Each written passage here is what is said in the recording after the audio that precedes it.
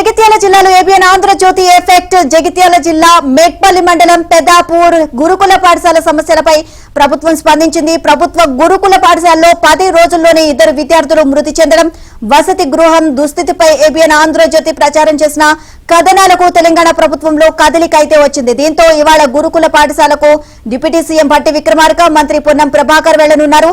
అక్కడి సమస్యలను తెలుసుకోనున్నారు.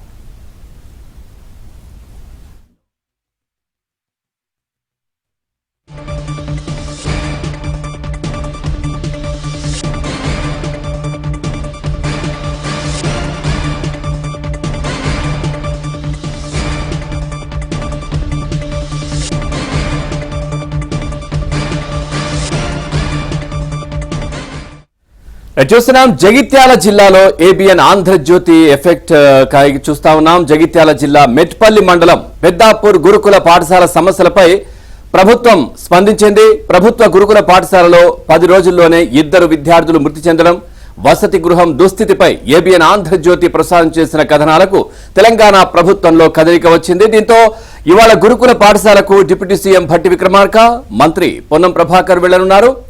అక్కడి సమస్యలను తెలుసుకోనున్నారు.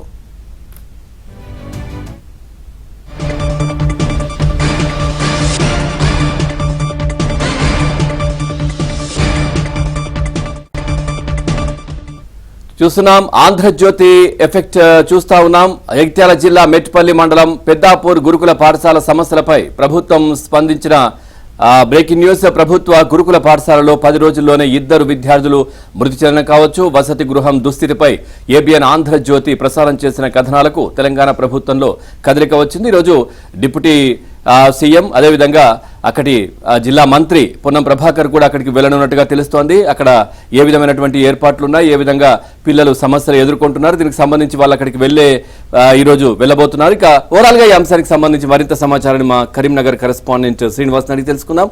శ్రీనివాస్, పూర్తి డీటెయిల్స్ ఏంటి? ఏబిఎన్ ఎఫెక్ట్ తో ఇటు మంత్రుల్లో కదలిక వచ్చింది.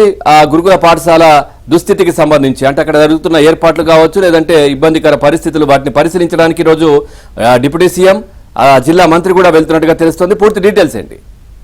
సో పవన్, జగిత్యాల జిల్లా మెట్పల్లి మండలం పెద్దాపూర్ గురుకుల పాఠశాలలో 10 రోజుల వ్యవధిలోనే 2 విద్యార్థులు మృతి చెందారు. ఒక విద్యార్థి పాము కాటు, మరో విద్యార్థి అస్వస్థతకు గురై చనిపోయాడు. ఈ 2 విద్యార్థులే కాదు, మరో 4-5 విద్యార్థులు తీవ్ర అస్వస్థతకు గురై వివిధ ఆసుపత్రుల్లో చికిత్స పొందుతున్నారు. ఈ భయంకరమైన ఘటనలతో విద్యార్థులందరినీ తల్లిదండ్రులు తమ ఇండ్లకు తీసుకెళ్లారు. మొదటి విద్యార్థి చనిపోయిన తర్వాత వసతి గృహానికి సంబంధించిన మేనేజ్మెంట్ మాట్లాడి మళ్ళీ తిరిగి విద్యార్థులను వసతి గృహానికి రప్పించింది. కానీ మరోసారి విద్యార్థి చనిపోవడంతో తల్లిదండ్రుల్లో ఆందోళన నెలకొంది. దీంతో అందరూ భయంగా హాస్టల్ మొత్తం ఖాళీ చేశారు. అసలు పెద్దాపూర్ గురుకుల పాఠశాలలో ఏం జరిగింది అనేది తెలుసుకోవడానికి ఏబిఎన్ ఆంధ్రజ్యోతి అక్కడికి వెళ్ళింది. మొత్తం వసతి గృహాన్ని అణువణువు పరిశీలించింది. వాస్తవానికి వసతి గృహంలో సరైన మౌలిక సదుపాయాలు లేవు. కొత్త బిల్డింగ్ లో కనీసం కరెంటు కానీ లేకపోతే ఫ్యాన్స్ కానీ కూడా లేవు. తర్వాత వసతి గృహం చుట్టూ కూడా చెట్లు, ముళ్ళ పొదల నుంచి పాములు, విష పురుగులు రావటం అనేక ఆందోళన కలిగించింది. ఏబిఎన్ ఆంధ్రజ్యోతిలో వార్త ప్రసారమైన తరువాత వసతి గృహం చుట్టూ క్లీనింగ్ మొదలు పెట్టారు. ఈ అనేక అంశాలను ఏబిఎన్ ఆంధ్రజ్యోతి వెలుగులోకి తీసుకువచ్చింది. సో ఈ ఘటన మీద ప్రభుత్వం స్పందించింది. నిన్న ప్రభుత్వ విప్ అడ్లూరి లక్ష్మణ్ కూడా ఏబిఎన్ ఆంధ్రజ్యోతితో ప్రత్యేకంగా మాట్లాడారు. ఏబిఎన్ ఆంధ్రజ్యోతి అసలు నిజాలను వెలుగులోకి తీసుకువచ్చిందని, ఖచ్చితంగా ఉమ్మడి కరీంనగర్ జిల్లాతో పాటు రాష్ట్ర వ్యాప్తంగా ఉన్న ఈ గురుకుల పాఠశాలల వసతి గృహాల మీద సీఎం కు రేవంత్ రెడ్డికి నివేదిక అందజేస్తామని ఆయన స్వయంగా చెప్పారు. అయితే తర్వాత నిన్న జిల్లా కలెక్టర్ల రివ్యూలో ఉండగానే భట్టి విక్రమార్క అడ్లూరి లక్ష్మణ్ కాల్ చేసి నేను కూడా గురుకుల పాఠశాలను విజిట్ చేస్తానని ఆయన చెప్పడంతో ఏబిఎన్ ఆంధ్రజ్యోతి వార్తా కథనాల ఎఫెక్ట్ అనేది మనకు స్పష్టంగా కనిపిస్తోంది. ఈ రోజు 11 గంటలకి పెద్దాపూర్ గురుకుల పాఠశాలను డిప్యూటీ సీఎం భట్టి విక్రమార్కతో పాటు మంత్రి పొన్నం ప్రభాకర్ కూడా మెట్పల్లిలోని పెద్దాపూర్ గురుకుల పాఠశాలకు రాబోతున్నారు. వాస్తవానికి ప్రధాన రహదారి దగ్గర గురుకుల పాఠశాలకు సంబంధించిన విద్యార్థులు డ్రాప్ అయిన తర్వాత లోపలికి వెళ్ళటానికి 2 కిలోమీటర్స్ నడవాల్సి ఉంది.